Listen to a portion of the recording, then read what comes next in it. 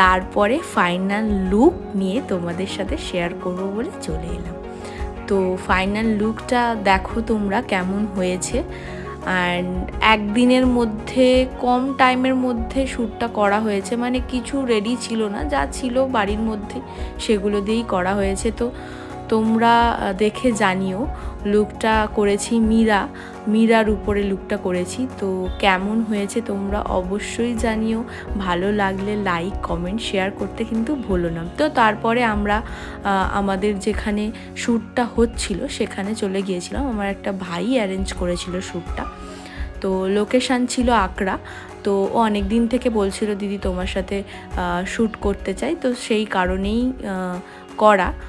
তো তারপরে আমরা লোকেশানে চলে গেছিলাম। তো মোটামুটিভাবে ব্যাকড্রপটা রেডি করতে পেরেছিলাম। এত বৃষ্টি হচ্ছিল যে প্রচণ্ড প্রবলেমে পড়ে